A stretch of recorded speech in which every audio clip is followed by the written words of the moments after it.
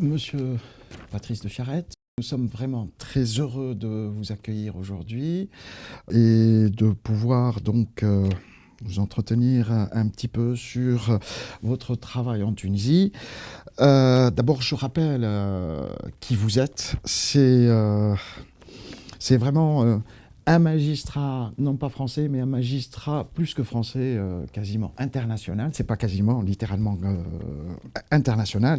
Donc, vous êtes Monsieur Patrice de Charette, expert en réforme légale, chef de mission, assistance technique au programme d'appui à la réforme de la justice PARJ, ancien président de la Chambre sociale de la Cour d'appel de Toulouse, ancien porte-parole du syndicat de la magistrature jusqu'en avril 2010, ancien secrétaire général de l'Association européenne de magistrats, ancien chef de mission de l'assistance technique au programme d'appui à la justice au Tchad, précédemment nommé par l'ONU comme juge international au Kosovo pour juger les crimes de guerre dans les cours kosovars, ancien chef de mission du projet d'appui à la consolidation de l'état de droit à Madagascar, mis en place par l'Union européenne, écrivain, vous publiez en 2002 Les oiseaux noirs du Kosovo, un juge à Pristina, où vous relatez un petit peu votre expérience et vos réflexions sur la justice, et surtout vous êtes celui dont le nom fut gravé dans les annales judiciaires françaises avec la célébrissime affaire Chaperon. Vous êtes celui qui va faire intégrer quasi au forceps la responsabilité de celui qui a la compétence, les pouvoirs et l'autorité dans le droit du travail français. Et par-dessus tout, ce que personnellement je retiens, c'est que vous êtes devenu, durant les 40 dernières années, l'un des socles de la thèse communément qualifiée par la doctrine de l'illégalisme de la classe dominante. Le nom Patrice de Charette figure systématiquement au sein de tous les travaux académiques en la matière. Et j'entends par illégalisme de la classe dominante, c'est-à-dire à un moment donné, le droit, les faits, les statistiques montrent que le droit n'est pas appliqué de la même façon selon que l'on ait du pouvoir, aussi bien économique que politique, ou que l'on fasse partie du commun des mortels. J'aimerais avoir votre sentiment, votre commentaire sur justement cette époque, 1975 et les années qui vont suivre. Et pour rappel, voici d'abord quelques images. S'ouvrait à Béthune le procès d'un autre cadre supérieur, celui de Jean Chaperon, inculpé, lui, de toute autre chose, d'homicide involontaire et infraction à la législation du travail.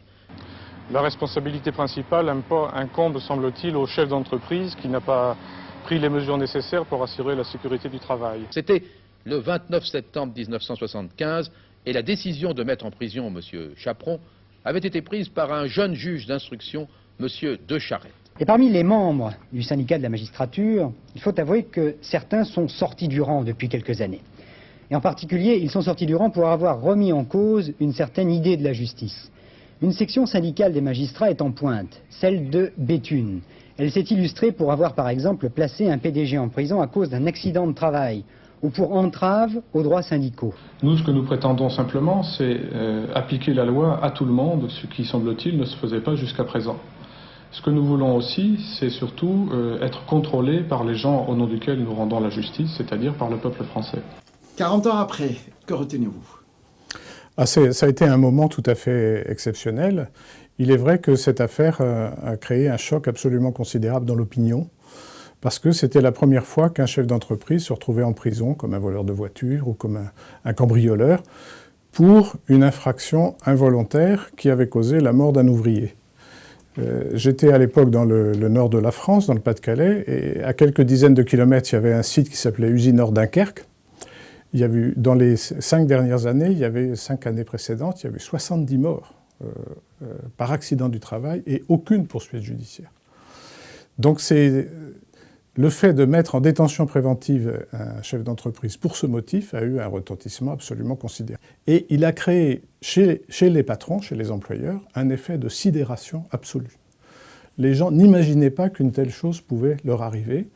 Et l'effet positif a été un véritable vent de panique dans les milieux patronaux qui se sont empressés de se mettre en règle avec le droit du travail, la sécurité, au point même de demander à l'inspecteur du travail du lieu de venir vérifier si c'était bien en règle.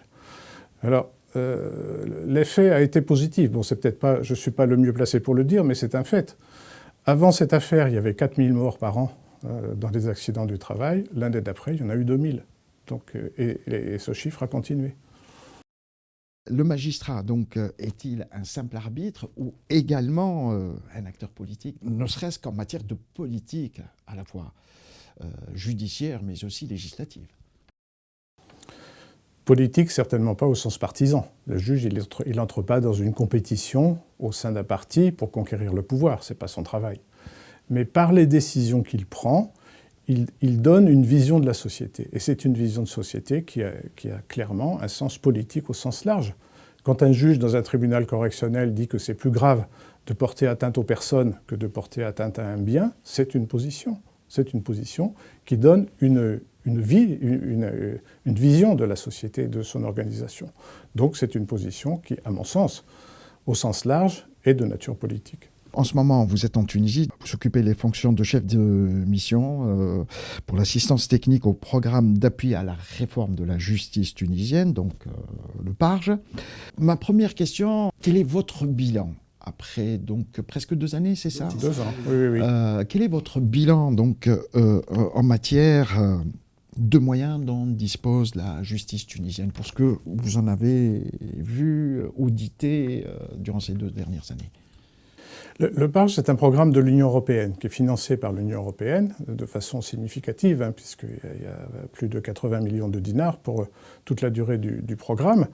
Donc c'est un programme qui veut appuyer la justice avec des expertises, des jumelages institutionnels dans plusieurs secteurs, le ministère de la Justice, l'administration pénitentiaire, la formation des personnels de justice.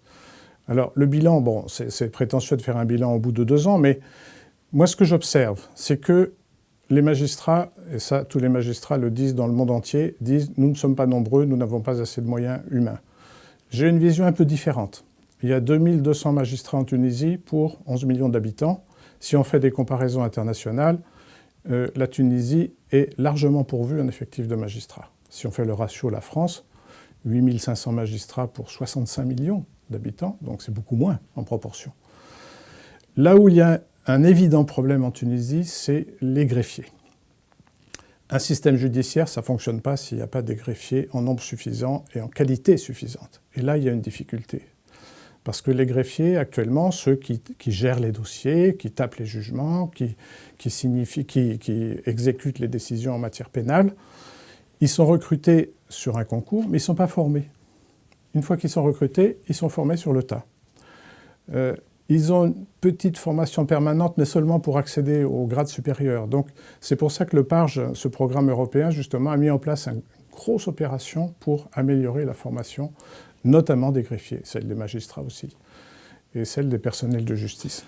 Pour faire sortir les chiffres à la fois, justement, le ratio magistrat et personnel judiciaire, oui. Est-ce qu'il est suffisant? Est-ce qu'il est insuffisant? Vous constatez que c'est au niveau donc, du personnel technique, entre guillemets, oui. Qu'il y a des défaillances. Je dirais qu'il y a un autre manque aussi, c'est l'absence de système informatique de gestion des dossiers.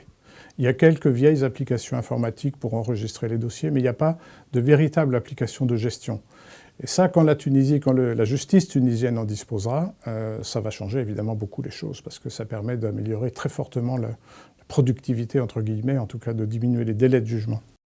Quel est le degré de cohérence ou d'incohérence que vous avez relevé donc, en matière de process au niveau donc, de l'organisation des procès, l'enrôlement?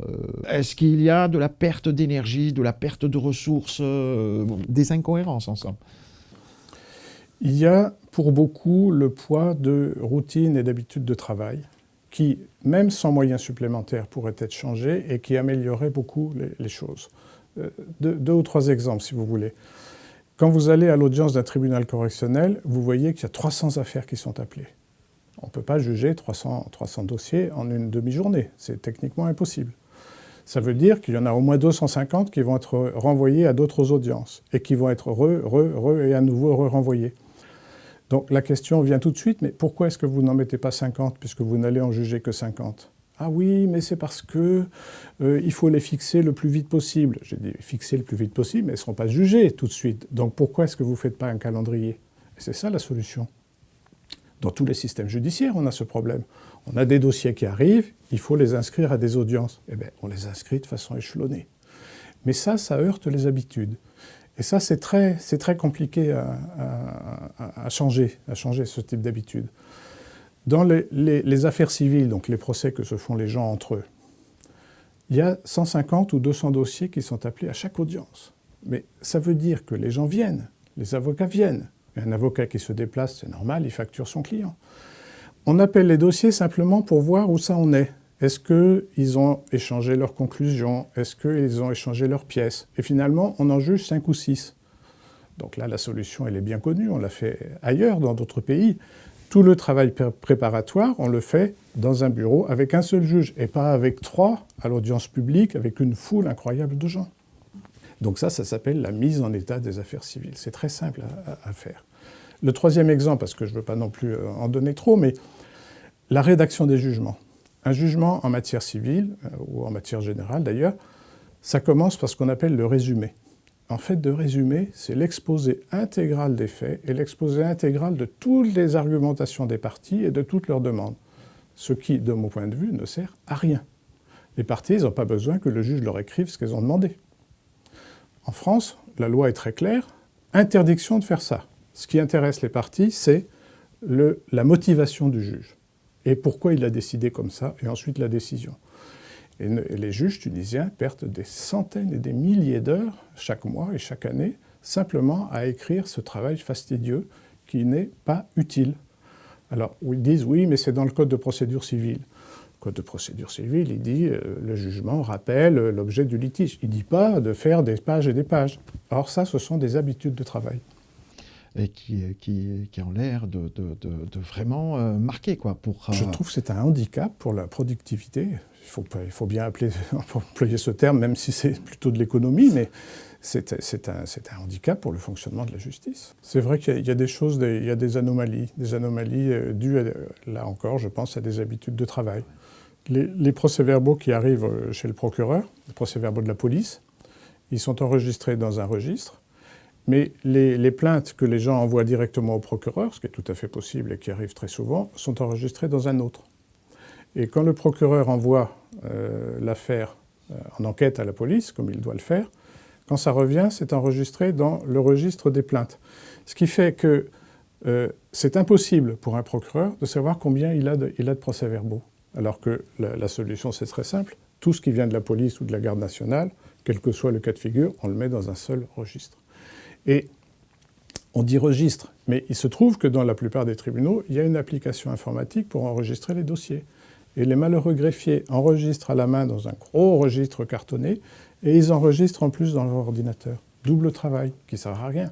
Ou bien on fait l'un ou on fait l'autre. Mais faire les deux, c'est perdre un temps considérable. Donc il y a pas mal de petits processus comme ça. C'est pour ça qu'au sein du PARJ, on a choisi un tribunal pilote.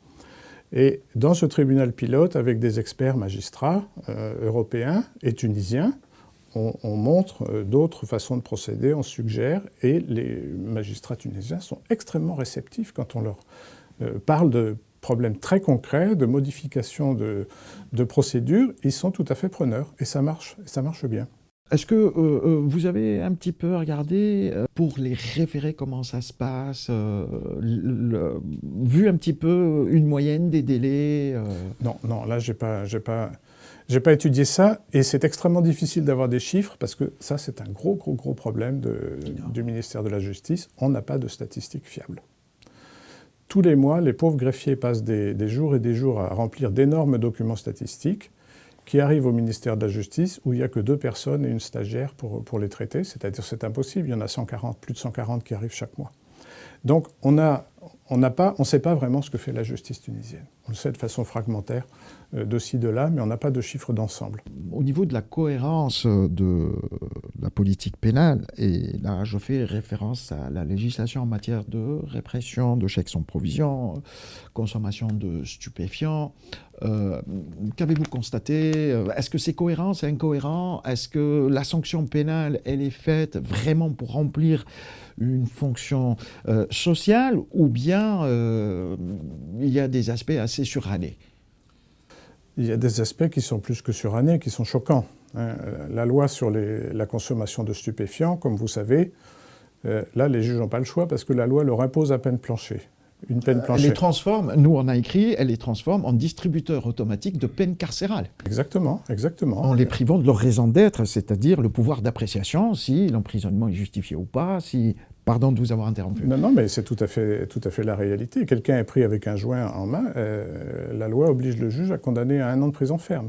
Et sur les 25 000 personnes qui sont en prison en Tunisie, il y en a 6 000 qui sont incarcérées à cause de ces peines planchers obligatoires d'1 an. Alors le gouvernement a déposé un projet de loi pour changer cette loi qui porte le numéro 52. Et donc on ne peut qu'espérer qu'elle va être votée rapidement par l'ARP. Alors les chèques sans provision, c'est complètement différent. Là aussi, on retrouve des habitudes de travail que je trouve extrêmement néfastes. Parce que quand on va dans les tribunaux, on voit que quelqu'un qui a émis une série de chèques sans provision, ça arrive, hein, parce que quelqu'un il a fait des chèques et puis en fait il n'y avait pas la provision, il peut y en avoir plusieurs dizaines. Ce n'est pas forcément un escroc, ça peut être quelqu'un de négligent. Et au tribunal, on ouvre un dossier par chèque. Alors, imaginez qu'il y en ait 100. Ça fait 100 dossiers. 100 fois le greffier ouvre un dossier, tape ses jugements, tape ses décisions. Ça vient au tribunal. Comme il y a 100 dossiers, il y a 100 condamnations qui arrivent. Et nous avons vu dans une prison, Borj El Roumi, pour ne pas la nommer, quelqu'un qui est incarcéré après avoir été condamné à 113 peines fermes et qui est libérable en 2174. Parce que le Code pénal pose comme règle de principe que les peines se cumulent, on additionne, sauf décision du juge qui ordonne la confusion et la confusion de ces peines. Et le juge ne l'ordonne pas. Très souvent, n'ordonne pas cette confusion. Donc, on a des gens qui ont émis des chèques sans provision, qui meurent en prison, qui sont incarcérés pendant plus longtemps que s'ils avaient tué quelqu'un. Moi, je dis, il y a quelque chose qui ne va pas. Alors, les juges disent, c'est obligatoire, on doit ouvrir un dossier par chèque. Vous ouvrez la loi, l'article 411 du Code du commerce, c'est absolument pas marqué. Il y a marqué, il faut condamner à une amende par chèque.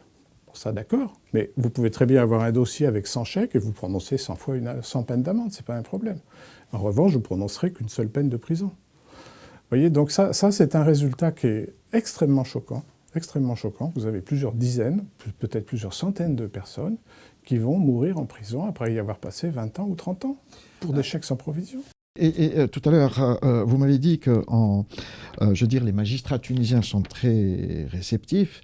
Est-ce que quand vous parlez, je suppose que vous avez échangé avec eux sur ce problème-là, et donc qu'est-ce qu'ils disent, quand vous leur dites c'est pas raisonnable. Alors ils disent la loi est la loi.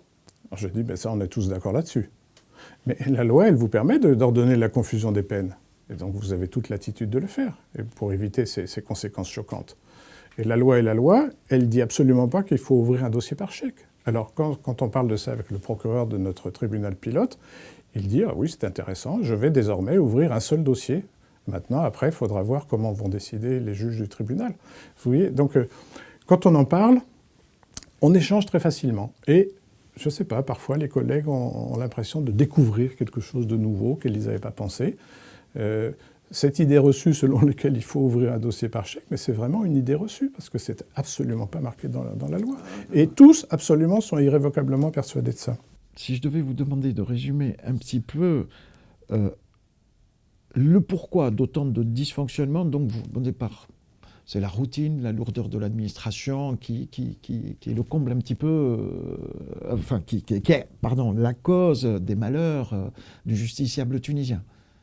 Je dirais personnel de grande qualité intellectuelle, ce sont de très bons juristes, mais effectivement le poids des habitudes de travail et peut-être l'absence de réflexion au sens propre, c'est-à-dire de retourner soi-même son regard sur ce qu'on fait. De se regarder dans un miroir, de re-réfléchir sur les process. Oui. Vous avez certainement entendu parler, peut-être même suivi, je ne sais pas jusqu'à quel degré, le fameux en Tunisie projet de loi sur la réconciliation qui a fait l'objet de beaucoup de débats. Et j'aimerais d'abord vous montrer quelques images relatives aux actions de la société civile, puis je vais revenir sur ma question à ce propos.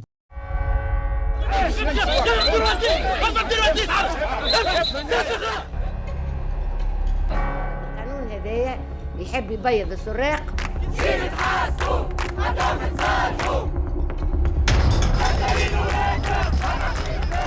إيقاف النشطاء ومنسقي حملة مانيش مسامحة قبل ما يبدأ التحرك.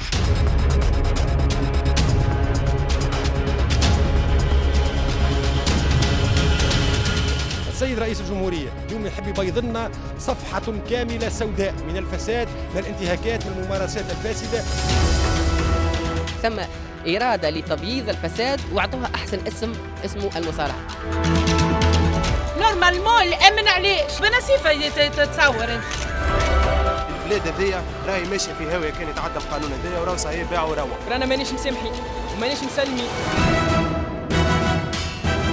Vous venez de voir quelques images donc, où on voit la société civile tunisienne qui exprime son avis sur ce projet de loi sur la réconciliation. Est-ce que vous avez quelque chose à dire, une observation sur ce projet de loi sur la réconciliation en Tunisie? J'interviens dans un programme d'appui à la réforme de la justice mis en place par l'Union européenne. Donc mon rôle, ce n'est pas de porter une appréciation sur un projet de loi initié par la présidence de la République ou le chef du gouvernement. Donc là, il appartient aux autorités tunisiennes de décider comme elles l'entendront une fois que le projet sera déposé à l'ARP. Je ferai juste une remarque. La dernière version de ce projet que j'ai vu prévoit l'amnistie pour les auteurs de chèques sans provision s'ils ont remboursé la victime.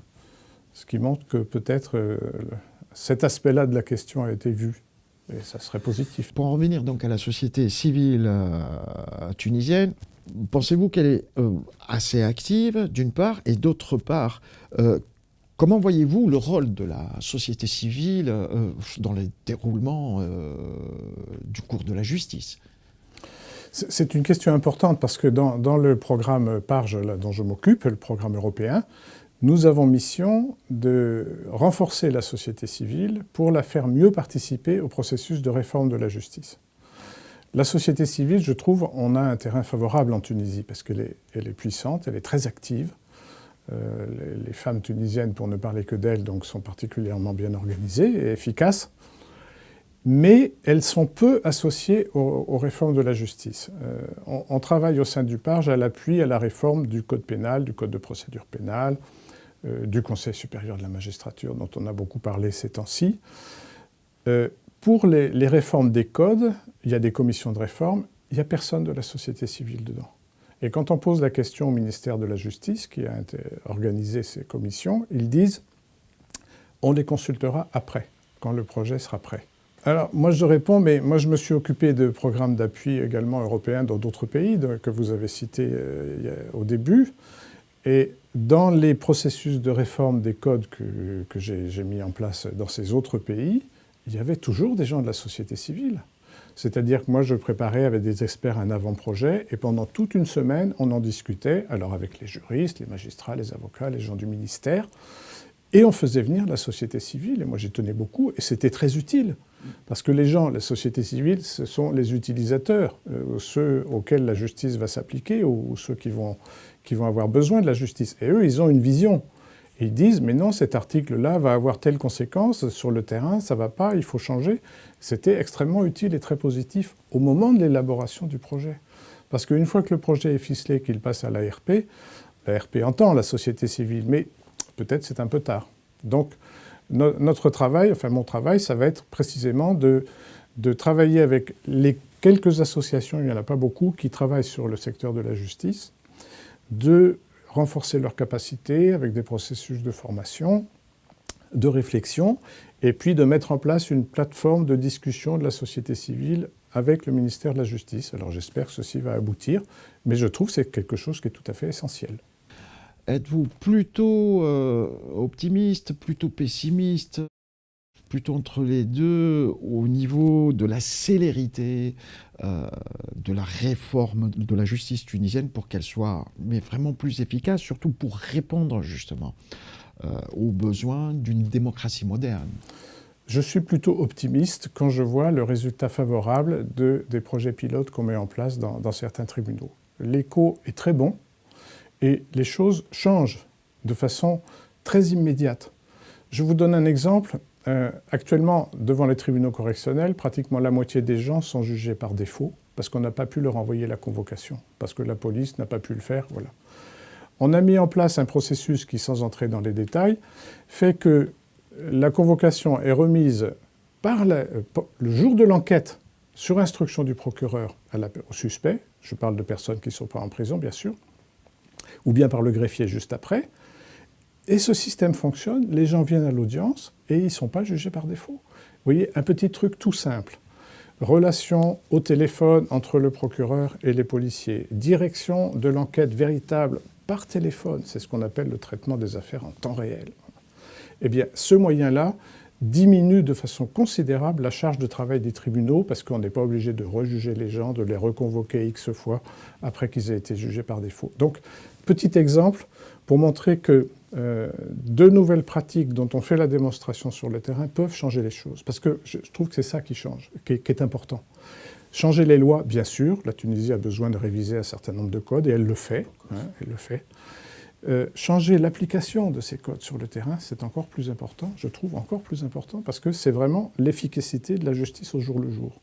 Et moi, je pense qu'il va falloir du temps, parce qu'il faut que ces expériences se disséminent, mais je pense que moi, je suis optimiste sur le résultat. Il faudra du temps, il ne faut pas être trop pressé, mais petit à petit, je suis persuadé qu'avec l'accord de toutes les parties prenantes, on arrivera à changer les choses. L'un des gros soucis aussi de la justice tunisienne, c'est une succession par moments vraiment de lois qui sont aberrantes, ou des lois votées en des circonstances, je veux dire, qui n'existent plus aujourd'hui, et puis les textes sont là, tout le monde ignore, et comme si de rien n'était. C'est vraiment l'état de droit, l'autorité de la loi qui est malmenée là. Trop de lois tuent le droit. C'est ma conviction après 40 ans de ce métier. Et la Tunisie n'échappe pas à ce problème, on le constate dans mon pays d'où je viens, en France. Chaque gouvernement, chaque ministre veut faire la loi qui portera son nom. Je ne sais pas si c'est le cas ici en Tunisie, mais en tout cas c'est très fréquent dans d'autres pays. Résultat, comme vous dites, on a un empilement de textes qui, à la longue, perdent toute signification parce qu'ils ne sont pas véritablement appliqués. L'une des difficultés qu'on a identifiées au sein du PARJ pour l'application des lois, en tout cas en matière pénale, c'est l'absence de direction de politique pénale au sein du ministère de la Justice. C'est-à-dire qu'un ministère de la Justice, il ne s'agit pas qu'il donne des ordres aux juges, mais il doit avoir un rôle d'animation des juridictions. Il doit définir des orientations de politique pénale, c'est dans la Constitution, c'est le gouvernement qui doit définir la politique pénale de la nation. Il doit dire « Je souhaite, moi, gouvernement, appliquant la Constitution, que telle catégorie d'infraction soit poursuivie de façon prioritaire », instruction qu'il donne au procureur. Et ça n'est pas fait au sein du ministère de la Justice. Et ça, je trouve extrêmement dommage. Et au niveau des tribunaux, est-ce que vous avez remarqué que le principe de l'opportunité des poursuites est utilisé à bon escient ou d'une façon efficace? On fait appel à ce principe-là ou je veux dire de l'autre côté, quoi. Là, je n'ai pas vraiment d'éléments parce qu'il faudrait vraiment avoir une vue d'ensemble en étudiant tout le fonctionnement de tous les parquets, de tous les procureurs. Il y a bien sûr l'opportunité des poursuites qui est appliquée. Il suffit de voir le nombre de classements sans suite d'affaires qui sont décidés par les procureurs. Donc ce principe existe, mais si vous voulez, ce qui est dommage pour la Tunisie, c'est qu'il n'y a pas cette politique d'ensemble qui est définie. Qu'est-ce qu'on classe, qu'est-ce qu'il est souhaitable de classer pour avoir une justice plus efficace que... Ouais. Merci beaucoup. Notre prochain invité sera Ahmed Soueb, qui est un magistrat tunisien. D'ailleurs, il y a pas mal de similitudes entre vous deux. Est-ce que vous le connaissez ? Je l'ai rencontré lors d'une réunion. Est-ce que, quand il sera là, est-ce que vous aurez quelque chose, un message à lui transmettre ou quelque chose à lui dire ? Il connaît la justice tunisienne infiniment mieux que moi, puisqu'il la connaît de l'intérieur. J'aurais tendance à lui dire continuez. Merci beaucoup, Monsieur Patrice de Charette. Nous avons été vraiment honorés de vous recevoir et puis d'avoir votre appréciation donc, sur le fonctionnement de la justice tunisienne. Et nous vous souhaitons bon courage et bon travail. Merci beaucoup. Merci à vous.